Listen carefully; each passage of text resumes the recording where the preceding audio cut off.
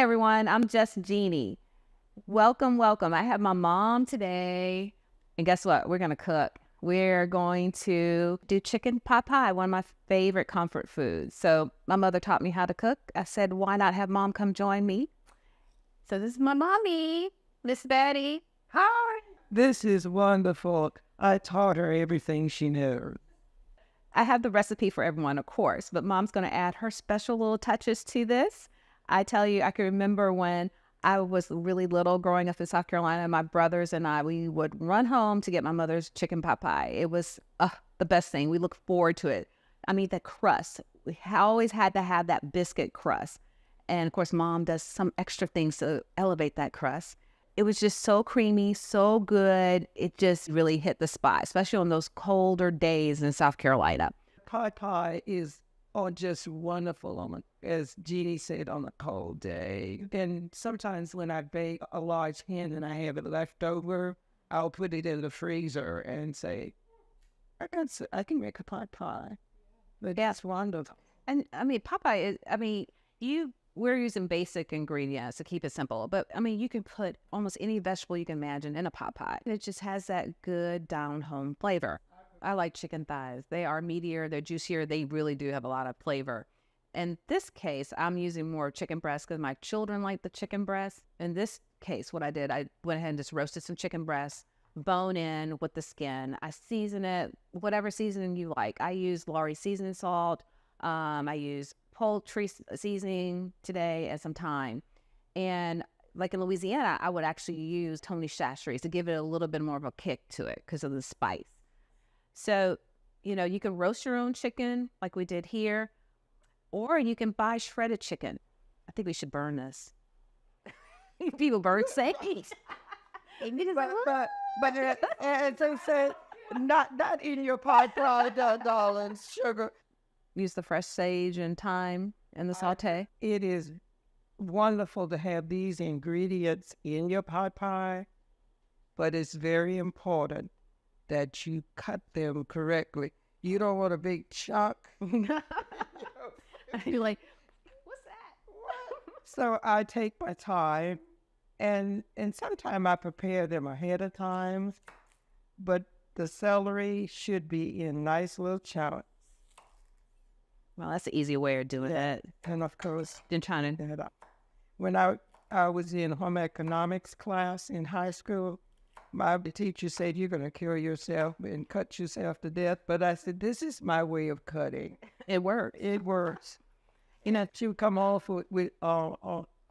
from college and have these big suitcases. And I said, why do you have that? Oh, I have my flour and all my other stuff. And she would make all the... So that's when I discovered it was Crate and Barrel. I used to go into Boston, get all this kitchen stuff from Crate and Barrel now. In college, live in a dorm room, and I would come back home from Boston to South Carolina on a plane with boxes of Crate and Barrel stuff in my suitcases. My mom was like, what is this? You spending all that money up there? But you only got to spend her entire holiday baking cookies, and the counter this size would be just loaded with cookies and all kinds of stuff. Yeah, I do in the holidays. And I let her do it because she was a better baker than I was. They don't last very long in this house. So basically, you need a cup of your celery, your carrot, a medium-sized onion, and we take garlic, and you can mince it or chop it. I love this mincer. It's easy to use. You just take the garlic. I like it because it's so easy, and just rock it back and forth. Mm-hmm. You chop your celery, carrots, potatoes, onions. But this is the way you prepare everything. You saute this, and the fragrance is just so wonderful in the house. Especially this. Yeah, and I have my little extra spoon, and I have to taste, oh, this is delicious. And then I go from there with my pot pie. All right, you start off with olive oil. I like to start with my onions first. Okay. So she's going to use like a cup of onions. Mm-hmm. So you just slowly put your onions in, Mom? Okay, so you don't just dump them. No. Okay. I may need to do that because I just throw everything in there. And don't let that olive oil burn, please. So we need to do like a low medium heat. You can let it get warm and then put your onions in. Okay. Garlic must go in last because garlic will definitely burn. Garlic does too. Celery brings another flavor. An onion will add flavor. And I also put a lot of times the recipes say add salt later, but I add my salt because it brings out the flavor. Really does. Can we do it? Yeah. And see, I use another salt too in mine. It's called, it's a chicken flavored salt. Okay. Now she's adding a cup of celery, diced celery. It smells good. Yum, yum. The carrots next? Yeah. Okay. These I put in Last. Yeah, because peas get soggy. Ugh. Look how pretty the color is. Look at that, yeah. Here's your pepper. Got it? Got this one. Yeah, and the salt again. Okay. That's really good now. Yeah, that's enough. And see, it makes these vegetables sweat, and the flavor will come in and join together, as I call it. Do we need a little bit more olive oil, or is that good? We can do it. Okay. Let me know when. Let me pour it all over? Just let it go. Yeah, that's enough. Okay. Do you need, you can put nothing? Just let it, Yeah, let them kind of saute down? Yes. And normally I'll put a top on it. Let me have the garlic Okay. as well. All right. The garlic will not burn if you just let it stay on top like that and put a top on it for a few minutes and then come back to it. There's nothing like poultry seasoning in the pot pie. It gives it a good flavor. Yummy, yummy. Can you smell it? Yes. You see how when I put the top on it, you're getting a little bit of sweating there in the pan. Saute it nicely. Nothing is burned. Yeah, you don't want to burn it because it doesn't taste good. Yeah, no browning. It's just really, And the really potatoes are cooking too. And when you put the top on it, the heat stays in there. Okay. Now let me have the nutmeg. No, please. Peas. Okay. A cup of frozen green peas. Oh, I need a little bit more just a little bit. That's enough. Now, I use cornstarch, not flour. Flour gives it a pasty taste, and it will be lumpy. But if you use the cornstarch, I mix it in here, and I call it my roux in my pot pie. And I'm turning it down so it won't, the cornstarch will not. I'll use about 2 tablespoons of it in here. It's basically cornstarch makes the vegetables sticky, so you get a nice, they come together nicely in the chicken pot pie. Yeah. And you add the broth. You see how that is coating the food, and when you put in thickens the sauce. And see how pretty the vegetables are? And the potatoes are just about done. And so the vegetables they're not soggy. They're just right. Okay, so we need about a cup of broth. But you do not put the whole thing in at one time. Let's talk about this broth. You see this? This is not store-bought. Mom and we make our own chicken stock or broth. Every time we like roast a chicken or cut up chicken, we basically make the broth. In fact, I have a YouTube tutorial on how to make this. I think this is the best form of broth, is your own. You can control the amount of sodium, you can control the flavors on it. It just tastes better. I know.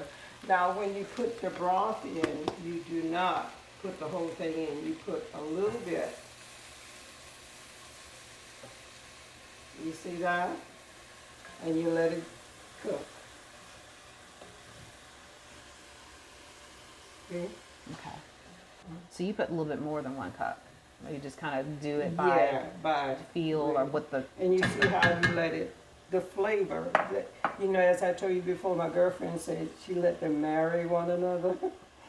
The flavor will blend, and it doesn't take very long. And you see how that's cooking, and that way the flavor is getting into your ingredients and stuff.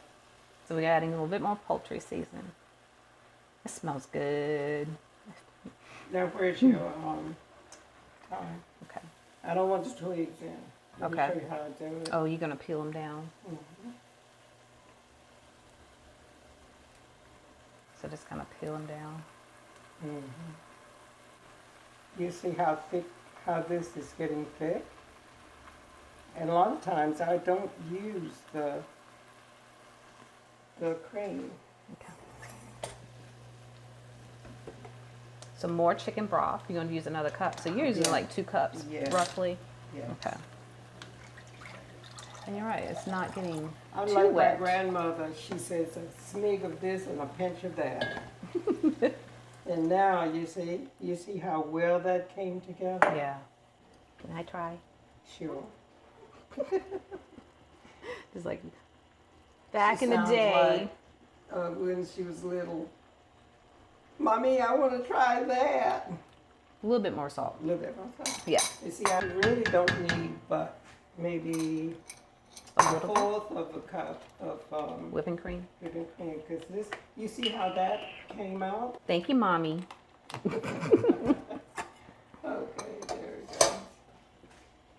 And I need a little bit more broth. Okay. You want to pour it straight? Yeah. So you're like going like, okay, broth is your thing. Yeah. Okay. So if you use about 2.5 cups, roughly. Yeah. Maybe 3. Okay. Now that looks good. You can film this. I added the chicken in too. Do you need more broth or are we done? I'll Just leave it out probably there? a little bit. Okay. I Let would me. like for you to taste. Yeah, That's it? Yeah. Okay. I think that's gonna do it. All right. We're going to make the biscuit topping. So my mom, when she makes biscuits, you're talking about everybody, like everybody in the house is like going to mom, okay? My brothers, they would like get that chicken pot pie and they'll scoop that biscuit up and it just all over the place. And then they eat the rest of it. But it's something about that biscuit. It like sops up the sauce of your pie and it's just so good. So the flour, you gotta have your baking powder, your baking soda, and a little sugar, and some heavy whipping cream. And of course you gotta have good butter, frozen butter. That's the way to do it. And just like grate it in here. So I'm gonna show you how to do those. Like I like mine a little bit on the sweet side. 1.5 tablespoons of baking powder.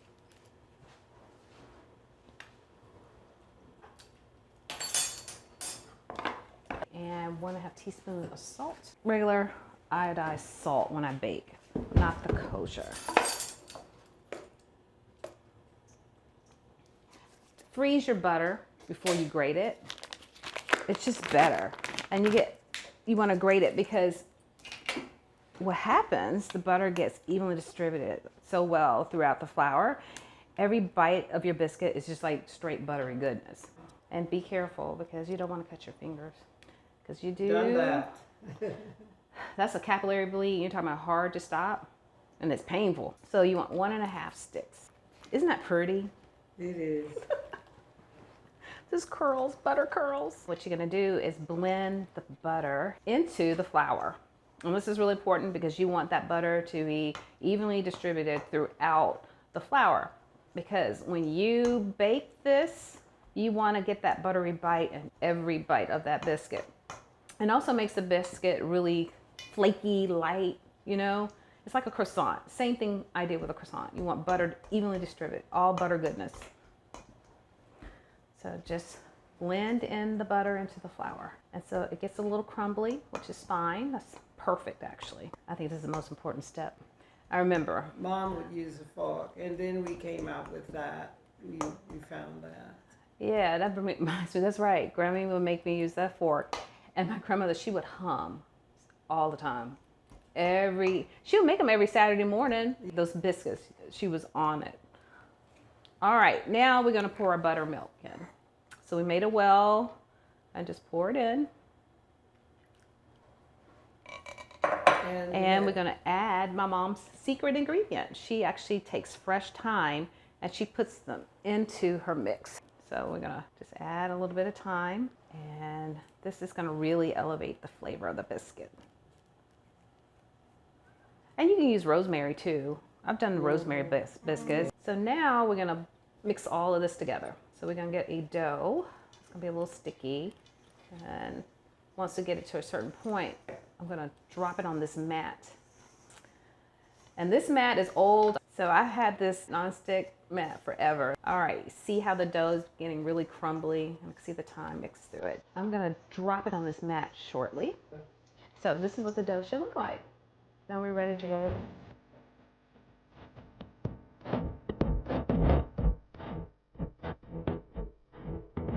But what you want to do is work this dough, knead it. This is my favorite part. It's so satisfying. So I just get it in a ball, roll it out. Yeah.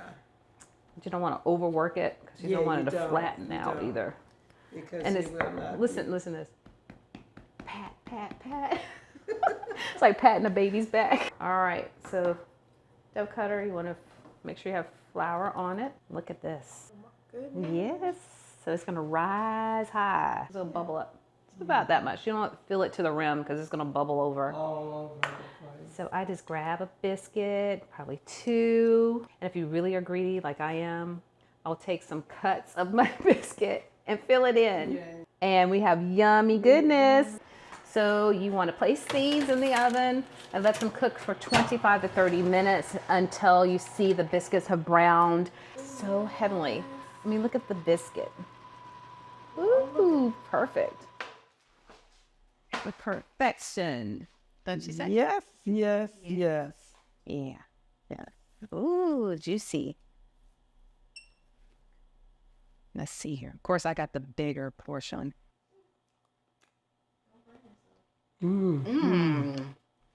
This is spectacular. So please try this at home. You can definitely go to my recipe. And of course, take some of the